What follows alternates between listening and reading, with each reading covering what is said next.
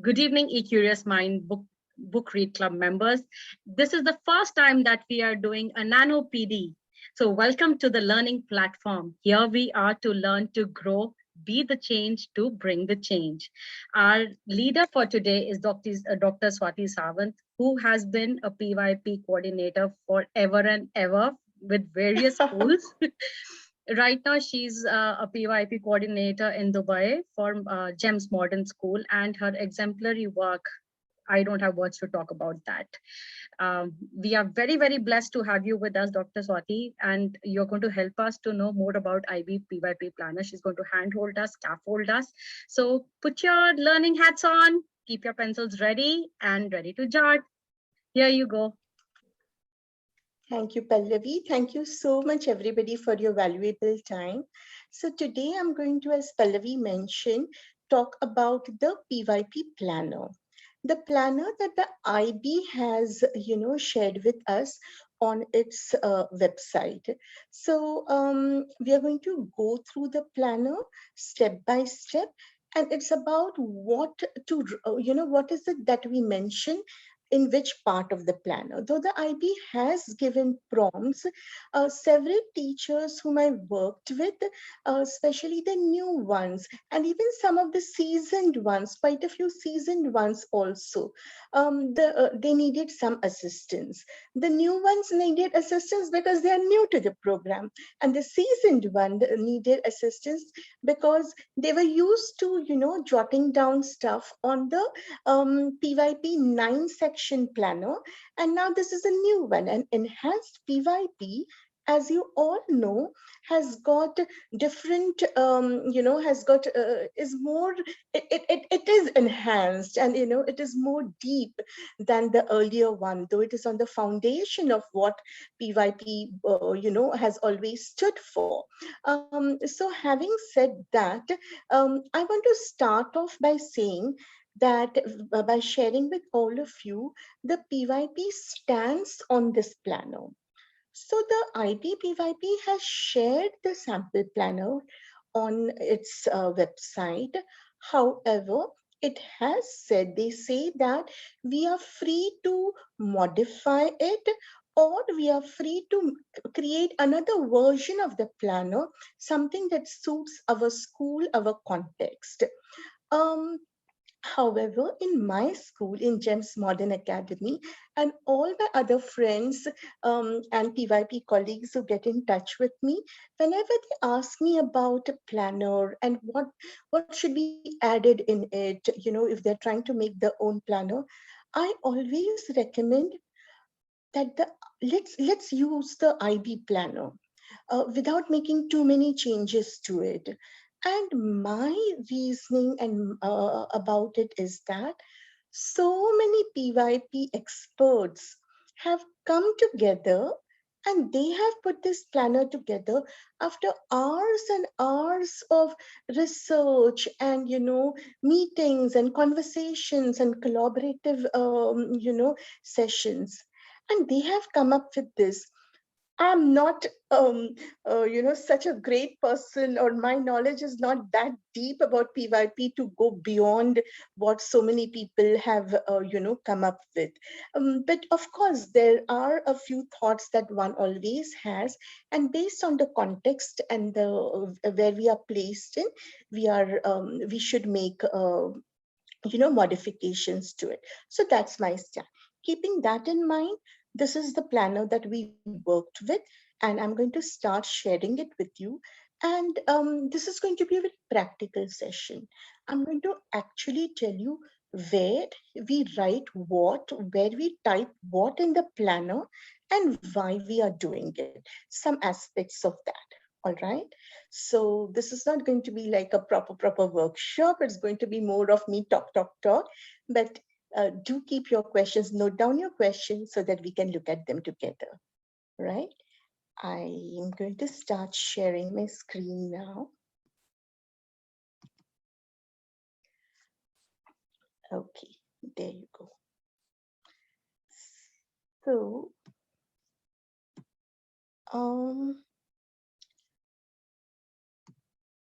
right.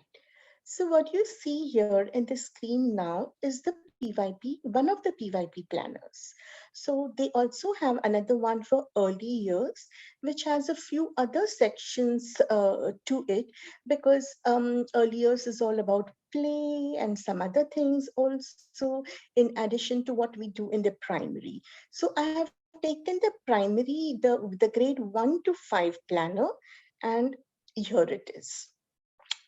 So if you look at the planner, there is space for us to, for the educators to write stuff, to type things. And below over here, there are these prompts given for every section that is mentioned over here. So what have I done? I have studied all the prompts and what works best for my school. And that's what I have mentioned over here. So this is the first page. Now, if you look at it, I hope it's nice and clear, everybody. Yes, it is. Yes, it is. All right. So if you see here, you put your grade level, then the collaborative planning team. So when we say the team, I ask them to write the names of, now see, each and everything over here is important and has been thought of. So here, since it's a collaborative process and we believe in integration, I have asked, we can put over here the names of all the teachers with their sections, the specialist teachers who have done the transdisciplinary integration with the unit, the teacher assistants, the experts. Sometimes we bring in experts, isn't it? So we can put in the names of the experts. And of course, your PYP coordinator, who is generally a part of the planning process, the person's name over here. And sometimes it may be, you may want to put in designations, because if it's a special expert from somewhere, you may want to mention that. So that could be done.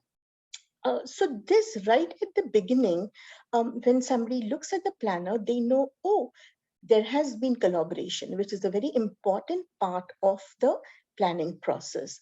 If you look at the next one over here, which says timeline, it says as per the enhanced PYP, we can have units that are happening parallelly at the same time, 2 units happening together perhaps.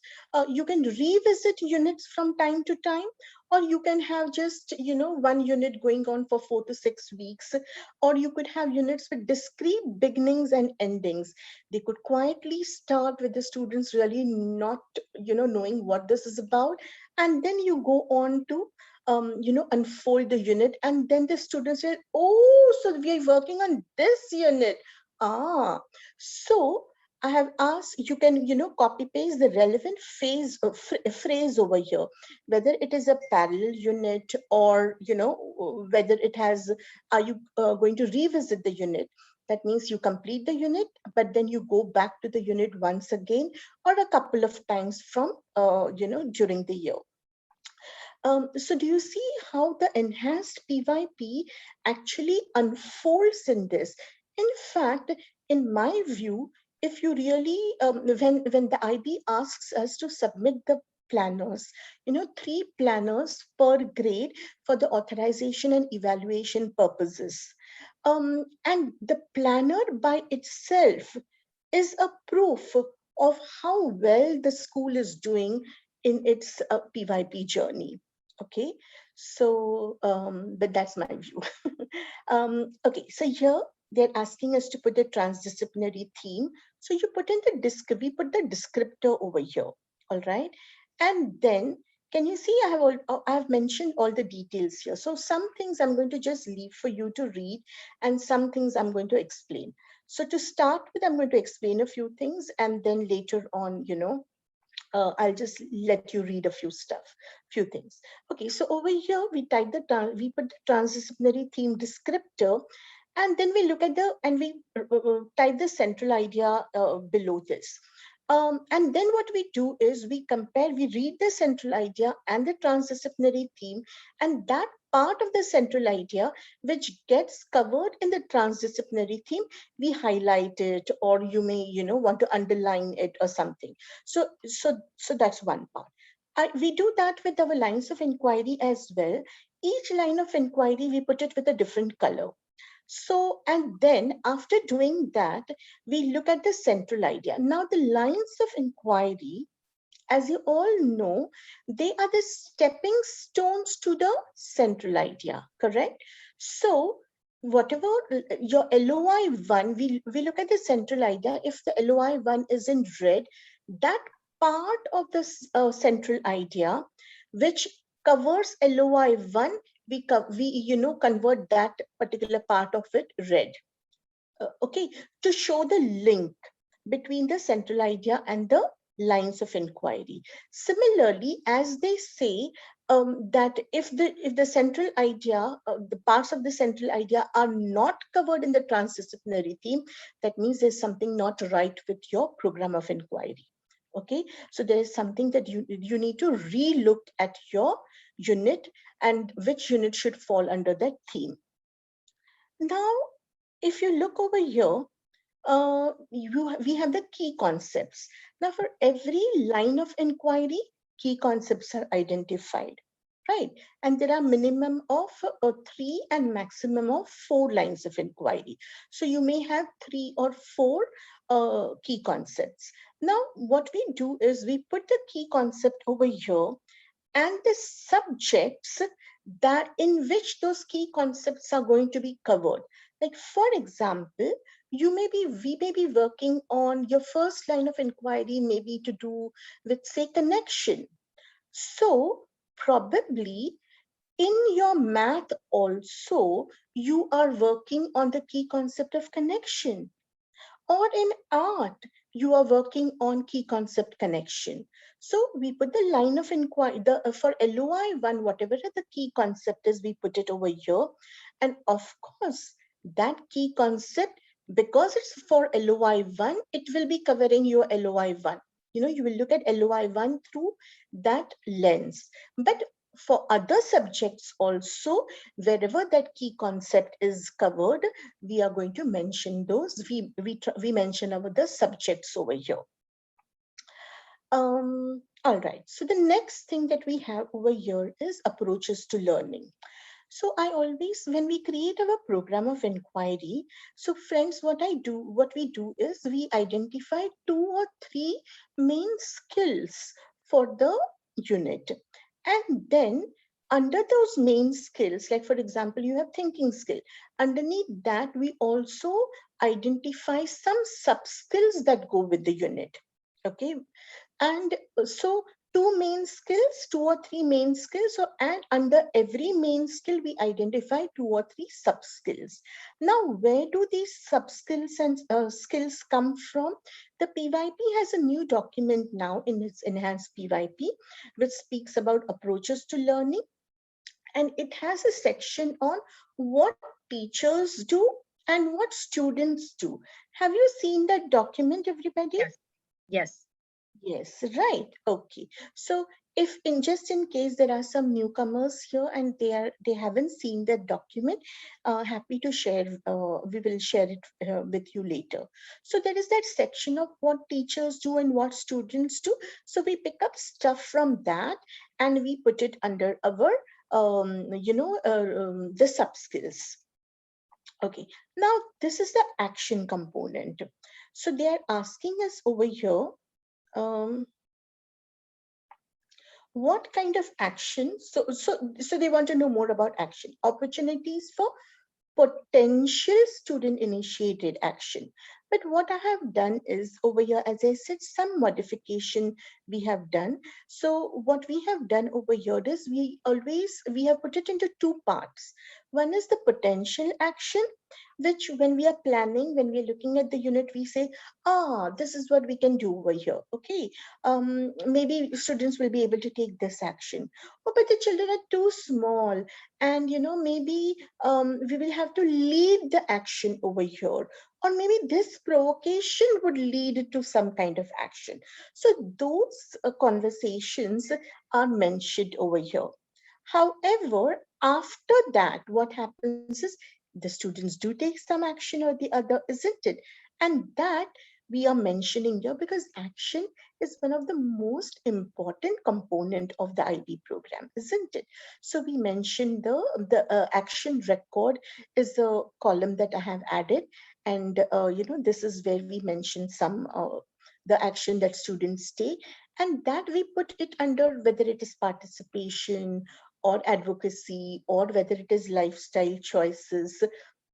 So we mentioned that.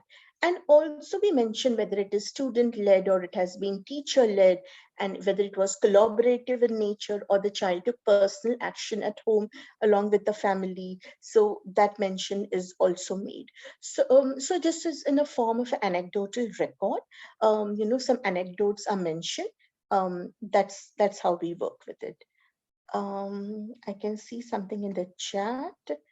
Um, They're uh, asking you to share the planner that you're sharing here in the group. Will you be okay okay, with that? sure. Yes, absolutely. No problem at all. Dr. I will. Swati, that what you're talking about action, can we also align action record in under sustainable global goals as well, SDGs? Absolutely. Yes, absolutely.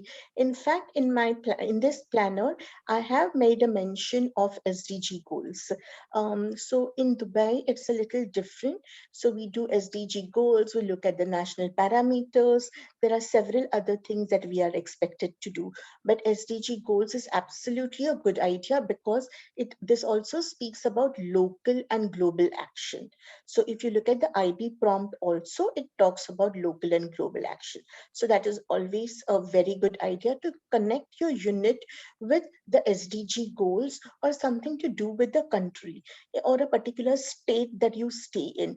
If the government has taken up a new initiative, or there is something going on in the country or in the state or something, you can, and if you feel that your unit connects with it, that's your local connect, isn't it? Real life connections. So absolutely, we must do that. Thank you. So having done that, uh, this is these are the prompts that the IB has given us, and based on that and some other things, I had put in my prompts up there. Now Dr. we can Swati, come to. sorry, on the first page, I think we missed out on learner profile attributes next to the key concepts. If you go a little up, scroll up. Yes, Yeah. sorry. So, okay, let me come to related concepts here. So, key concepts we mentioned. Related concepts for every line of inquiry, we generally put in 2 related concepts. And as you all know, related concepts are a part of your knowledge component. So, your transdisciplinary theme, your central idea, and your related concepts, these are the 3 things that comprise of the knowledge component. So we put your related concepts over here, and we have our attributes of the learner profile. We put 2 or 3 over here, and then we with the related concepts and with the learner profile, we also put in a little anecdote stating how we are likely to use them. Yeah, so if we have thoughts around that, we mention them, or else we just mention what is the learner profile and what are the related concepts that have been identified for this unit. Thank you for that, Pallavi. Thank you, Dr. Swati. So moving on to the next one, this is reflecting and planning. Okay. Now in this section, we do something very interesting in our school. Under this initial reflection, the teachers are guided to look at the line of inquiry. Right. Now, after looking at the line of inquiry, I asked them to reflect and think which subject does it majorly fall under. So is it a does it have a PSPE flavor to it, or is it more science focused, or is it social studies focused? So they majorly look at these 3 subjects, and then they identify a subject is identified for every line of inquiry, and then if you look at your scope and sequences, so supposing this is a science scope and sequence, right? So under science scope and sequence, if that line of inquiry, we say, oh, this is science focus, then we look at the science strands and we see which subject specific strand, which science strand is suitable for this line of inquiry. Probably it is living things. So we put living things over here. Then we again look at the line of inquiry and think, what are the kind of learning engagements that we are likely to have over here? So we have a general conversation around that. Then we say, oh, so if this is the line of inquiry, this is the key concept, then, uh, these are the learning engagements. So what skills are we covering over here? Oh, so these are the skills. Or else we do it the other way around. We look at the line of inquiry and the strand and we say, these are the skills that we want to, we want our students to, hone. And if they are to have these kind of skills, what are the learning engagements that we need to have? We need to design for our students, or we need to co-construct with our students. So we make a note of that. So what we do in our initial reflections is we look at the subject, we identify the subject for every line of inquiry, subject focus, then the subject specific strand, then the subject specific skill, and then underneath that you will find some related concepts, which are of course just the examples that IB has given, and you can have your own. But we see whether there is any IB, any example of IB related concept that goes with what we have in mind, or else we just make up our own related concepts. So that is what we like to put over here. And we have a proper document which we call as detailed program of inquiry. So in this detailed program of inquiry, what do we have? We have, your organizing theme, central idea, lines of inquiry, all those things one after the other. And we have under every line of inquiry, we have these details as well. Subject focus, then for that line of inquiry, then subject specific strand and subject specific skills. So that was it. And I can see something in the, this thing. We can look at the questions in the last 20 minutes. Dr. Swati, is that okay? I think everybody. Right. Now I'm looking at the next one over here, prior knowledge. So under the prior knowledge, in this section, we type the prior knowledge task over here, but it is not just the task. What we do is we also look at, after the task is over, the data that we get, the evidence that we get from this, we use it for grouping our children, for constructing, for designing our, learning engagements, so on and so forth. So we mention the task, and then underneath it, we ask the teachers to write. Can you see this table over here? Grade 5A, grade 5B, 5C. So how many sections are there? We make that many columns, and then below that we put a general anecdote. So we may have put anecdotal note for every child, maybe as a part of prior knowledge assessment, and it all depends on what the task is, what the unit is, etc., etc. So it differs from unit to unit. So we mentioned the anecdote over there, and then the whole class thing, like generally where and what the class is. We may also mention names of students because this is our internal document.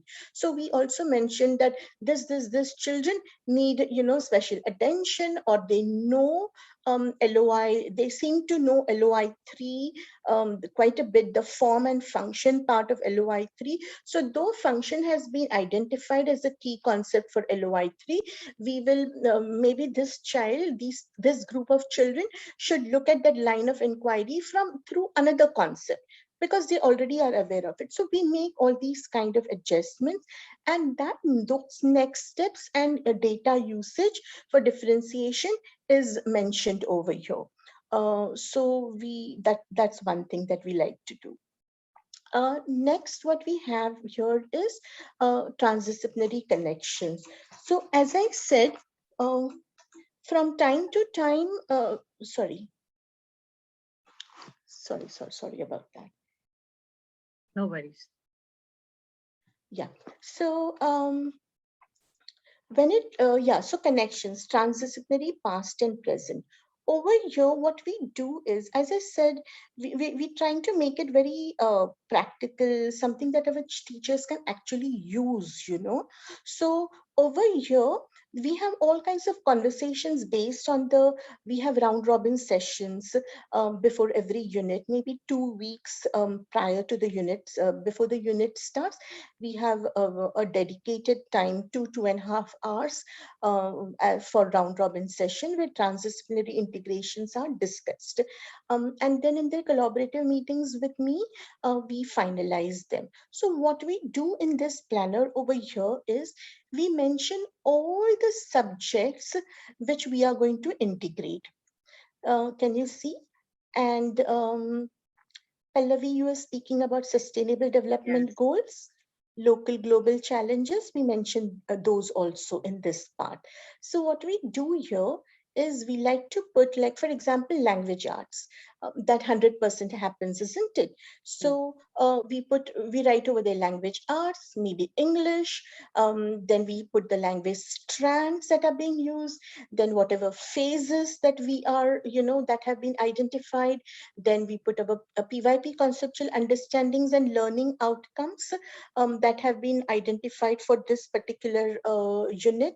We mentioned those over there as well. And then, of course, we write the line of inquiry and then the task underneath it. And after the task, what we do over here is we write down the transdisciplinary connection. Now, I would at this point like to share with you a document. You can see over here, right?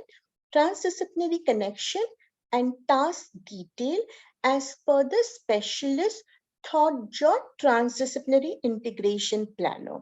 So what I'm going to do now is I would like to share with you one another document that I have, and that is our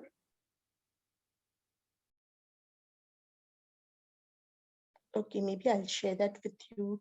Just give me a minute. Sure. I hope you all are finding this very interesting. So glad to see everybody here. It's a clear evidence that learning never stops for any of us.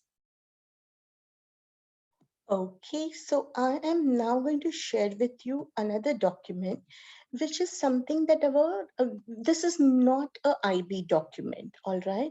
This is something that I put together for the teachers, for the specialist teachers.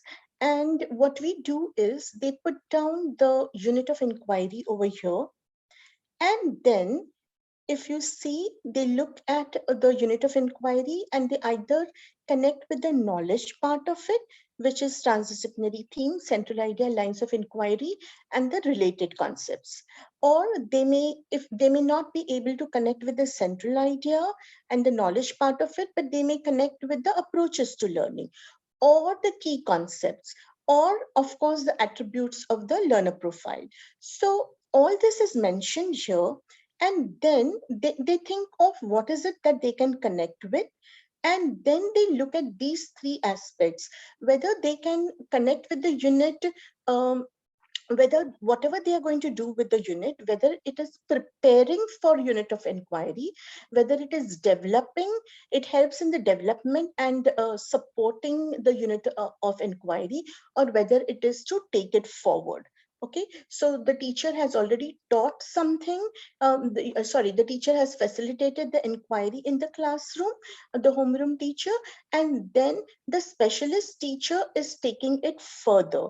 Like, for example, maybe in the unit on plants, different kinds of plants and creepers, which is totally form knowledge based. The students, they have probably discovered all of that, inquired into it through nature walks and field trips and all kinds of things, through observations. And then later on, the maybe the art teacher asks them to draw something. She makes them do something to do with plants. Now over there, probably they're naming those different kinds of plants, right? So creepers and shrubs and bushes or whatever. So when they are mentioning that, but they have already learned it, right?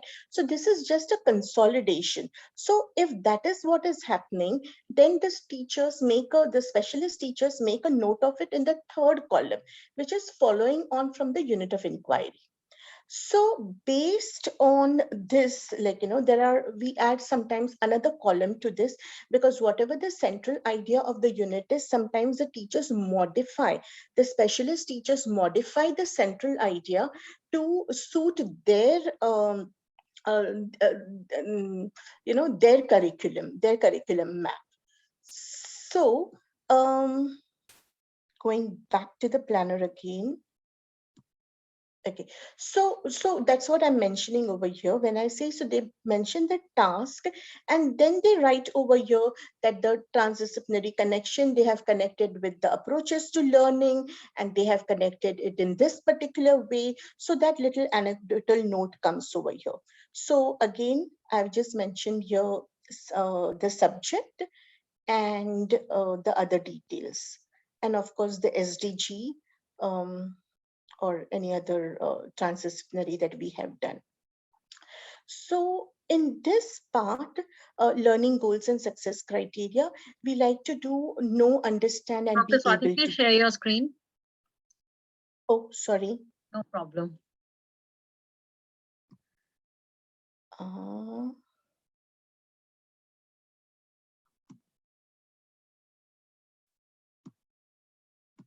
Please keep your cameras on, everybody. right. Can you see the screen Yes, now? yes, it's visible. Right. So yes, so I was trying to show you this without sharing the screen. Sorry No about that. problem. So over here, PYP Learning Outcomes, this section was transdisciplinary connections. So whatever connections we make a mention of that over here. And actually, you know what I asked the teachers to do, just so that the work becomes a little easier.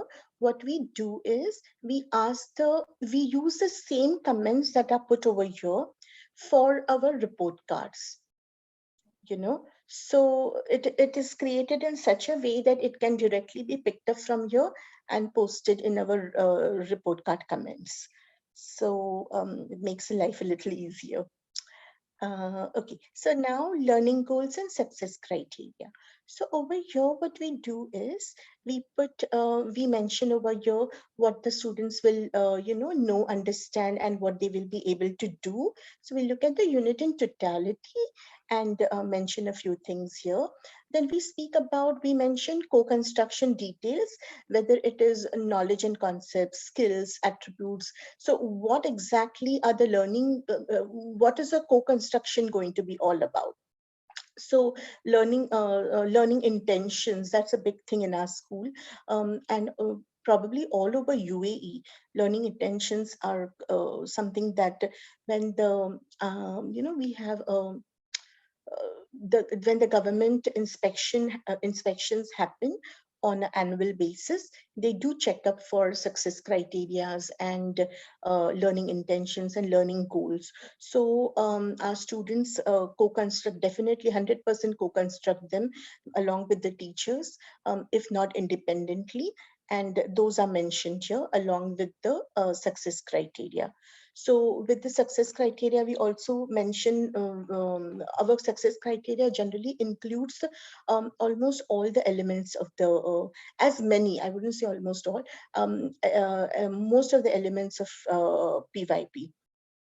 um, like knowledge, concepts, skills, attributes. So whatever have been identified for this particular, for a particular unit, we ensure that the learning engagements are constructed and designed around those, so that students get an opportunity to work on those skills or attributes that have been identified, and we give them opportunities for self for reflection, for peer assessments, as well as formally when we design the what is it our assessments, we ensure that these aspects are a part, can be assessed, and our assessment tools, whether it is a single point rubric or the normal rubrics, continuums, or a combination of all of these, we checklists, we ensure that these elements are definitely out there. um, as we were just speaking, I'm just going a little back and forth, but with assessments as well as with learning engagements, for every unit we sort of have a checklist wherein we try to ensure that our students get opportunities for some independent work, some small group work, some large group work, things of that sort, even for our assessments. And when we look at our assessment, also for assessment tools, we have formal as well as informal assessments. So when we do our formal assessments, we try to see that different kinds of assessment tools are used. So you wouldn't, for every unit you may have a you will see a variety of assessment tools. It's not that it never ever happens with us that we use just a rubric, or we have 2-3 rubrics for 2-3 lines of inquiries. No. So we would have a variety. Um, but that was one part of it. Let's go to teacher questions. So with the teacher questions, what we do again is that we, I mentioned earlier that for every key concept, we also write down, we also think about in which subject this key concept is going to be utilized. So over here, what we do is we have a variety of teacher questions. The main teacher questions that we have are like, if you have 4 lines of inquiry and you have maybe 3 or 4 key concepts, then for every key concept, we have minimum of 1 question or maximum 2 questions, because sometimes you want to break up that question. So so for 3 lines of inquiry, 3 key concept questions. So these are the questions that drive our inquiries forward. So, oops, right. Um, so we mentioned the key concept, the related concept, the teacher question. No, where did it go? Yeah, so this is LOI 1. So what is the key concept, the related concept, and we put the key concept question. So where you have UI here, we write the UI question. Now, if that key concept has been utilized in mathematics, then we put the math question here. If that key concept has been utilized for visual art, then we put our visual art question over there. So this is how we put our note down our teacher questions. Student questions, we are very, we try our best to make our students, question. And, there's a lot of emphasis on that. And we put it down over here like this. For senior children, for upper primary specifically, we encourage the teachers and the students to identify the key concepts also. So in the lower classes, at least in the lower classes also, they are able to identify some key concepts, at least form and function, responsibility, children can always get those right. So we start off with that. and gradually then they are able to get it. So for every class we put, we mention the questions as per the class. Moving on. So these are the prompts that the IB has given us. Going on to the next section, which is designing and implementing. So over here, we are mentioning the teaching team over here. They asked us to mention the central idea. As I said, some things seem to be repetitive, but that's the section that the IB has given, and we haven't made any change, as I said. So we leave it just like that.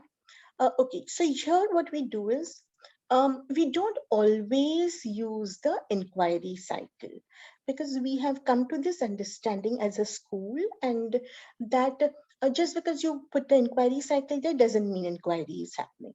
And just because you don't follow a particular inquiry cycle doesn't mean that inquiry is not happening. Right. So keeping that in our at the back of our mind, if we have used a cycle, we put it down over here. The picture of the cycle is mentioned over here, and those phrases are written very clearly below it. And sometimes we create our own cycles as well, maybe a mix and match of something. Now, how do we use these cycles? We may use it for the whole unit per se, or we may use it for the whole cycle, probably, one after the other also could be used, but that is not something which, in my experience and in the experience of my colleagues whom I have worked with, we have always found that it's like a web. It's not that from one you can definitely jump to the other. If it is a natural inquiry, and if the students are leading it, it can go all over the place, which is absolutely fine. So if there has been an inquiry cycle, we mention it, or if we don't, we also like to make these parts opportunity for play, design of learning space.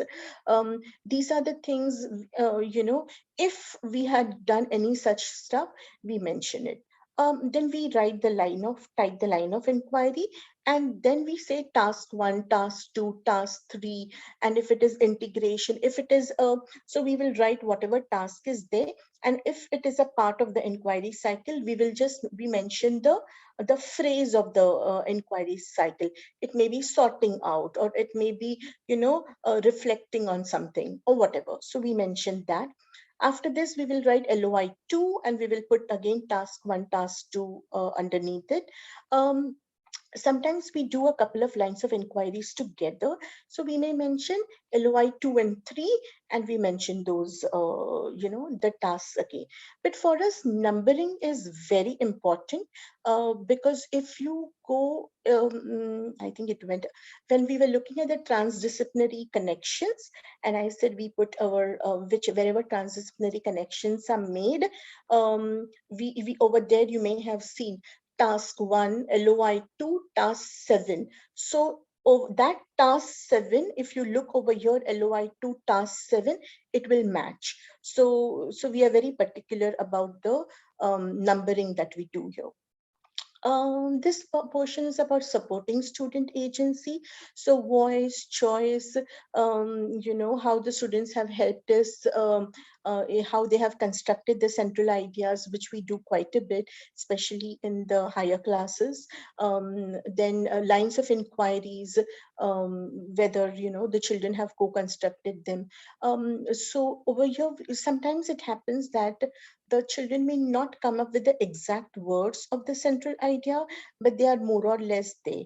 And if it is grammatically correct, etc., etc., if it's a reasonably, so it may not have all the elements of what a central idea should look like. We have certain, we consider certain parameters when we when we construct central ideas, don't we? But if the children come up with something similar, even if it doesn't cover all those parameters, we are fine with it, and we put it up in the class. So that's how we work around it. So we mention the co-constructed central ideas. Maybe in every class there may be a slightly different version, but our program of inquiry will have ours, and the ones that we shared with our parents also is the one that we have constructed together as a school. So we mention our learning engagements, tasks, or sometimes, we don't actually create success criteria, but we have this little small expectations. So children, what are we going to do in this? So what exactly should we be doing in this task? And they come up, first we should do this, then miss, we should do this particular thing. And then after that, so whatever they say, we note it down. And even those things, task expectations, is we make a mention of that over here. Assessment tools, yes, checklists are easier, as you all know, to construct with our students. So we are making an attempt to do that. So supporting student agency, we put a so whatever, wherever we have the students, we give them lots of opportunities, but wherever we are able to get them to exercise their agency, we mention that over here. Now, as I said, this was something that took us a bit of time to think about, what to put over here. So, teacher and student questions emerging from students' evolving theories. So, whatever the students come up with, we mention over here. Whatever the students come up with, the whatever theory they come up with, their thoughts we mention over here. And then after that, just give me a minute, excuse me. Problem.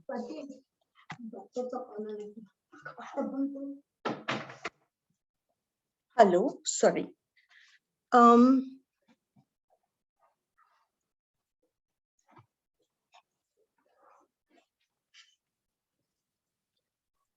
Sorry, sometimes when you have a senior member in the house, senior family member, you get disturbed. Not disturbed, but you need to attend to them. Sorry about that. No problem. Yeah. So where was I? Yeah, so this is something that has taken quite a bit of our time. And so students evolving theory. So over here, whatever the students come up with, I think this is so because of whatever. So they claim something. So we mentioned that. Now, when the students claim something, the teacher, of course, or the other students, or we, counter question the child.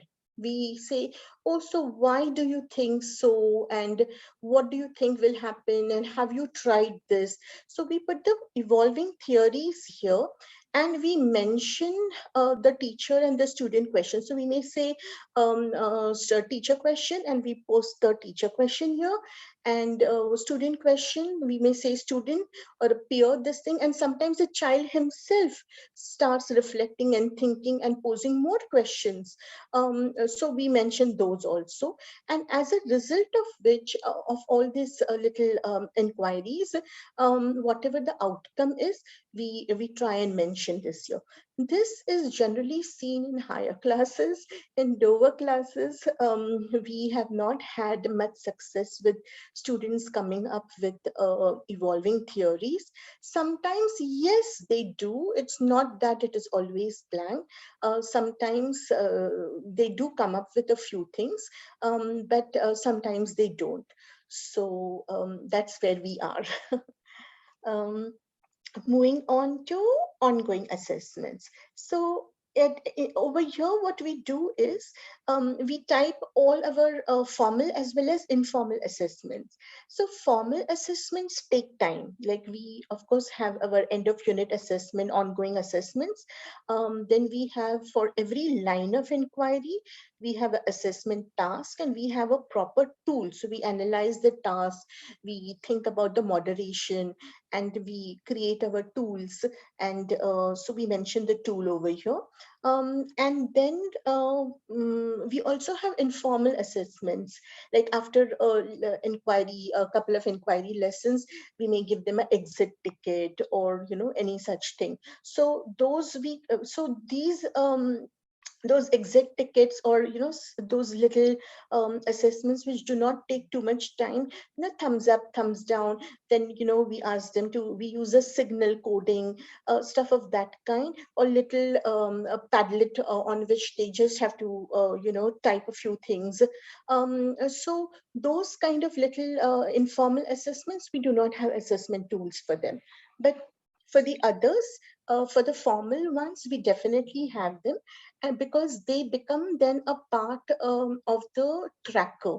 So we track our students' progress. That is essential because of the country context. And of course, even the IB now is talking about data and data with assessments, isn't it? Data of student learning. So we use all of that. Um, so we mentioned the assessment tasks and the tools over here. Some of our teachers really go overboard and no, not overboard. That's the wrong word. Sorry, but they like to, once the task is over, they put the students' pictures there. So the planner is all becomes all fancy. It runs into several pages. As it is long enough, and on top of it, they like to add all these wonderful things to the planners. So they put links so that it will just directly take you to maybe the student work or the student action or some video. They do all kinds of fancy things and keep surprising me from time to time. So that's that. Now, flexible use of resources. So we use this very judiciously. We are very careful about what we put in over here, because this makes our life easier.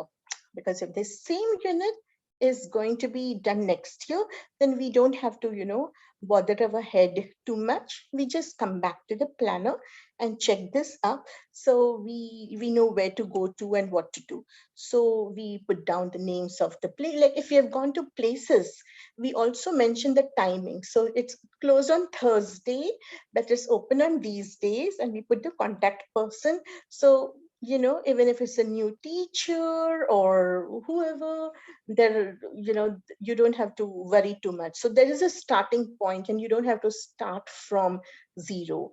Names of people, experts, designations if relevant, learning spaces, if we have made any changes to the environment. God knows when this corona thing will end and when we will be able to use our learning spaces well. I know all of us are praying for that, isn't it? And then, of course, physical materials like books, manipulatives. We put the details, movies, whatever. So we put all those details out here. Um, Student self-assessment and peer feedback. So we write down over here LOI 1, task 3. See, I said we are very particular about the task numbers, etc., the numbering. So we put the task numbers, and then we put that little anecdote on how the self-assessment was done, peer feedback was done. We do that, but the focus over here is also on student engagement with feedback. So this is what the child felt. Generally, the children felt, because see, this cannot happen for every child. That can go in their portfolios. But in this planner, it's a general thing, section wise. So generally, this is how the children felt about about this particular assessment or this particular task. And most students were agreed with or were in sync with what somebody else said. And maybe if there are a few children whom we want to mention, we mention that and how we are going to take it further. So students' engagement with the feedback is something that we really look at, and how the feedback results in adjusting the journey. Like, so, okay, so this is the task or this is the assessment. This is how the students fared. This is how they engaged with it. So this was the learning, and so did we achieve what we wanted to, or we didn't? And so now what next?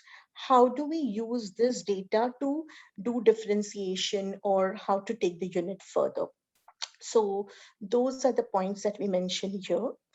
And over here, we keep on working on this from time to time, ongoing reflection for all teachers. So maybe, after the prior knowledge, after they say prior knowledge gets, no, we don't do it for prior knowledge, because we already mentioned it with next steps where the prior knowledge assessment part is.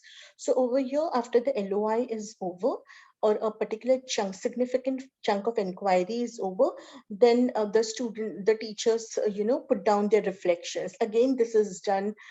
Sometimes some grades, they like to do it together as a group. They mention it over here, or some teachers, some grades, they like to do it, section wise also. So after a chunk of inquiry gets over, reflection happens. Then so in our collaborative meetings, we have reflections. So they not only plan learning engagements and assessments, etc., but they also reflect and put down things, so that the adjustment of the journey happens. Then additional subject specific reflections. This is for all the other teachers. They keep on, when they like sometimes, they plan something, but honestly in the classroom it does happen sometimes, isn't it? In the school is most schools are so dynamic that sometimes when we plan something, something comes up and we may not be able to implement it, or we have to make adjustments to our planning. So they mentioned that also over here. So this is for the specialist teachers to put down their reflections. um, Going on to the next now, the reflecting part of it.